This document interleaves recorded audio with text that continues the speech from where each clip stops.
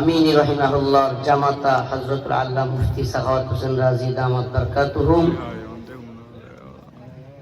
আসলে আমি চাচ্ছিলাম হুজুর আরো কথা বলো, কিন্তু হুট করে ছেড়ে দিল। যুবকদের যে খোরাক বা বাস্তবেই বাংলাদেশে বর্তমানে যা প্রয়োজন, এই ওয়াজ মাহফিলগুলো থেকে যে মেসেজটা আমাদের এই জাতিকে দেয়া প্রয়োজন, শায়েখ সেটাই দিচ্ছিলেন, হুজুর সেটাই দিচ্ছিলেন। দেখুন, আমাদেরকে অনেকে অনেক কথা বলে, মুখ আছে বলতে পারে, মোবাইল আছে, ফেসবুক আছে, লিখতে পারে, কিন্তু রিয়েলিটি হলো, বাস্তবতা হলো, এই উম্মাকে, যুব সমাজকে যদি আমরা এই কথাগুলো বলে না যাই, হিন্দুত্ববাদী ভারত এই ভূখণ্ডের মুসলমানদের জন্য কত বড় হুমকি, এবং এই অঞ্চলের মানুষকে যদি তার ইজ্জত সম্মান নিয়ে তার নিজের ভূখণ্ডে বাঁচতে হয়, তাইলে যে লড়াই করেই বাঁচতে হবে, এই জিনিসটা যদি আমরা বলে না যাই, আল্লাহ না করুক আগামীকালকে দেখা যাবে, আল্লাহ না করুক আমরা সকলেই আবারও ভিতরে চলে যাব, কিন্তু আমরা কথাটা বলে যেতে পারলাম না। আমি মনে হয় বুঝাইতে পারিনি আপনাদেরকে। যে পোস্টার আছে এখান থেকে উদাহরণ দিই। আপনাদের প্রোগ্রামে আলোচনা করেছেন শাইখুত তাফসীর হযরতুল আল্লামা মাওলানা খুরশেদ আলম কাসেমী দামাত বারাকাতুহু। 2021 সালে মোদি বিরোধী আন্দোলনে ওনাকে জেল কাটতে হয়েছে। মুফতি সাখাওয়াত হোসেন রাজি দামাত বারাকাতুহু 2021 সালে মোদি বিরোধী আন্দোলনের কারণে ওনাকেও কারাগারে যেতে হয়েছে না হয়নি? আপনাদের এলাকার সন্তান হযরত মাওলানা মঞ্জুরুল ইসলাম নাদিম, যুবক মানুষ, তাকেও জেল খাটতে হয়েছে কি হয় নাই? আমাদেরকেও ভিতরে যেতে হয়েছে কি হয় নাই? এই একটা বাস্তবতা আপনাদের সামনে তুলে ধরলাম, যে আপনারা যদি মনে করেন যে হুজুর এখন তো আর হাসিনা নাই, আওয়ামী লীগ নাই, তাইলে নতুন করে আপনাদেরকে আবার জেলে পড়বে কে, কিংবা আপনাদেরকে মেরে ফেলবেই বা কে? এই উদাহরণটা অনেকের মাথায় আসতে পারে কি পারে না? কিন্তু বাস্তবতা বড় নির্মম। বাস্তবতা হলো, আসলে বাংলাদেশে যারা আওয়ামী লীগকে বসাইছিল, যারা আওয়ামী লীগকে দিয়ে এই জুলুমটা করাইছিল, এবং দীর্ঘদিন আওয়ামী লীগকে এই জুলুমের দিকে নিয়ে গিয়েছিল, সেই শক্তিটা এখনো বাংলাদেশে শক্তিশালী। আওয়ামী লীগ নাই, হাসিনা নাই, কিন্তু যেই শক্তি বাংলাদেশে এই কাজগুলো করাইছিল আওয়ামী লীগকে দিয়া, সেই শক্তি চাইলে অন্য কোন দলকে দিয়েও একই কাজ করাইতে পারে। এটার একেবারে খোলামেলা উদাহরণ সর্বশেষ আমাদের প্রিয় ভাই শরীফ উসমান হাদি। কেউ কোনদিন কি কল্পনাও করছে যে শরীফ উসমান হাদির মতো একজন বিপ্লবী মানুষ, 24-এর এত আন্দোলনে ভূমিকা রাখা মানুষ, ডক্টর মোহাম্মদ ইউনূসের সরকারের ক্ষমতার সময় এইভাবে দিনে দুপুরে তার জীবন চলে যাবে, কেউ কল্পনা করছে?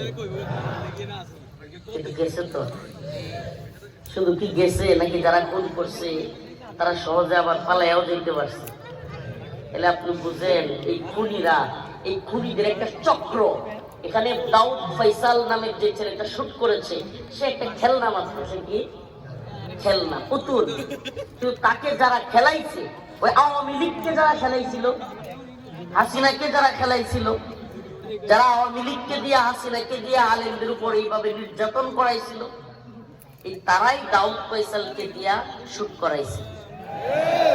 আমাকে বলেন, ঢাকার মধ্য থেকে দিনে দুপুরে জুমার নামাজের পরে গুলি করার 6 ঘন্টার মধ্যে খুনি ভারতে পালায়া যায়, এটা কি বাংলাদেশের কারো সহায়তা ছাড়া সম্ভব? আর বাংলাদেশেরও কি আওয়ামী লীগের সহায়তায় সম্ভব?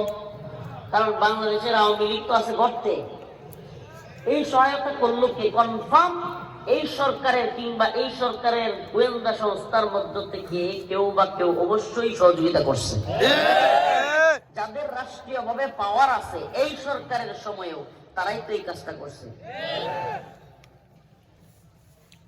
আমি আপনাকে প্রশ্ন করতে চাই, যারা ক্ষমতার আশপাশে ছিল, 2025 সালের 5 আগস্টের পরে যারা ক্ষমতার আশপাশে ছিল, যাদের পাওয়ার ছিল, যাদের একটা কথার মূল্যায়ন ছিল, শরীফ ওসমান হাদি ভাই বলেন, হাসনাত আব্দুল্লাহ বলেন, এদের জীবনী যদি এইভাবে উড়ে যায় আর কোনো বিচার না হয়, তাইলে বাংলাদেশে আপনার আমার জীবনের কতটুকু বিচার হবে আর আমার আপনার জীবনের মূল্যটা কি? এই প্রশ্নটা এই জাতির মগজে আমরা করতে চাই, এই জাতিকে এই প্রশ্নটা আমরা রাখতে চাই যে আমরা যে একটা বুলুমনা জাতি, মনে করতেছি কিছুই হয় নাই। আজকেও আমি শরীফ ওসমান হাদি ভাইয়ের ঢাকায় যে শাহবাগে আন্দোলন হচ্ছে হাদি চত্বরে, সেখানে আজকেও আমি কথা বলে আসছি, সেখানে ছিলাম কিছুক্ষণ। তো একটা জিনিস আমাদের সামনে ক্লিয়ার হওয়া চাই যে রাষ্ট্র কখন রাষ্ট্র থাকে। খেয়াল করে শুনবেন, হুজুর মাশাআল্লাহ জজবাতি আলোচনা, গরম আলোচনা করেছেন, কিছু তথ্য দিয়েছেন। আমি কিছু তাত্ত্বিক কথা আপনাদের কাছে রাখতে চাই। একটা রাষ্ট্র কখন রাষ্ট্র হয়, মনে করেন দুষ্টামি করে অনেকেই বলে যে নোয়াখালী একটা আলাদা রাষ্ট্র, কয় যে নোয়াখালী রাষ্ট্রে আছে, নোয়াখালী রাষ্ট্র চাই, বিভাগ চাই, দুষ্টামি করে। আচ্ছা, নোয়াখালী যদি রাষ্ট্র হয়, লক্ষ্মীপুর যদি রাষ্ট্র হয়, এই রাষ্ট্রের একটা সুনির্দিষ্ট সেনাবাহিনী লাগবে কি লাগবে না? এই রাষ্ট্রের একটা গোয়েন্দা সংস্থা লাগবে কি লাগবে না? তাইলে নোয়াখালী কিংবা লক্ষ্মীপুরের কি আলাদা সেনাবাহিনী আছে, সংস্থা আছে? লক্ষ্মীপুরকে নিয়ন্ত্রণ করবার মতো কোন গোয়েন্দা সংস্থা আছে? তো লক্ষ্মীপুরকে নিয়ন্ত্রণ করবার গোয়েন্দা সংস্থা যদি না থাকে, নোয়াখালীকে রক্ষা করবার মতো যদি সেনাবাহিনী না থাকে, এই নোয়াখালী লক্ষ্মীপুরকে যেমন আলাদা রাষ্ট্র বলা যাবে না, তো বাংলাদেশ রাষ্ট্রেরও যদি নিরাপত্তা ব্যবস্থা না থাকে, সেনাবাহিনী না থাকে, চৌকস গোয়েন্দা সংস্থা না থাকে, আগে থেকেই না জানে যে কোন এলাকায় ক্রাইম হবে কিংবা কারা কি প্ল্যানিং করতেছে, তাইলে এইটাও কি কোনো রাষ্ট্র হইল? আমার প্রশ্ন এই যায়, হাদি ভাই মারা যায়, খনিরাও বের হয়ে যায়, মগবাজারে হঠাৎ করে কে বোমা মারে, এক লোক মারা যায়। আরে ভাই, আগামীকাল আজকে আপনাদের এখান থেকে যাব, আমরা যে আমাদেরকে মেরে ফেলা হবে না, এটার গ্যারান্টি কি? এই বাস্তবতায় আপনাদের সামনে আমাদের কিছু কথা আছে। আমরা যারা আল্লাহ তাআলা পরিচয় দিয়েছেন, ভয়েস পাওয়ার দিয়েছেন, আল্লাহ তাআলা যাদেরকে সামাজিক ভাবে, রাষ্ট্রীয় ভাবে, যে কোনো মাধ্যমের কারণে হোক, ইউটিউবের কারণে, ফেসবুকের কারণে, কিংবা যে কোনো কারণে, কারাগারে থাকার কারণে, কিংবা দীর্ঘদিন বন্দী থাকার কারণে, যে কোনো সিম্পিতির কারণে এই দেশের মানুষের অন্তরে আমাদের ভালোবাসা আল্লাহ দিচ্ছেন। সুবহানাল্লাহ। এই ভালোবাসাটাকে এই উম্মতের, এই জাতির কল্যাণে কাজে লাগাইতে হবে না? এই কাজে লাগানোটা কি? এই উম্মতকে সজাগ করা। হে প্রিয় উম্মাহ, হে প্রিয় উম্মার যুব সমাজ, একটা জিনিস আমাদেরকে মাথায় রাখতে হবে সুস্পষ্ট, যে মুমিনের শাহাদাত ব্যর্থতা নয়। মুমিনের শাহাদাত কি ব্যর্থতা? মুমিনের লাশ যদি ডাস্টবিনে পড়ে থাকে, মুমিনের আত্মা যাবে কোথায়? ওয়ালা তাকুলু লিমান ইউকতালু ফি সাবিলিল্লাহি আমওয়াত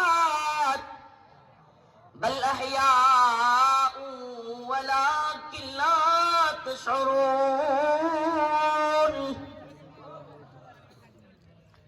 আল্লাহ রাব্বুল আলামিন বলেন, ওয়ালা তাকুলু লিমান ইউকতালু ফি সাবিলিল্লাহি আমওয়াত, যারা আল্লাহর পথে জীবন দেয়, যারা দ্বীনের জন্য, উম্মতের জন্য, ঈমানের পক্ষে, মুসলিম ভূখণ্ড রক্ষার পক্ষে, বেঈমান কাফেরদের বিরুদ্ধে, হিন্দুত্বে, আল্লাহ রাব্বুল আলামিন বলেন, তোমরা তাদেরকে মৃত বলিও না।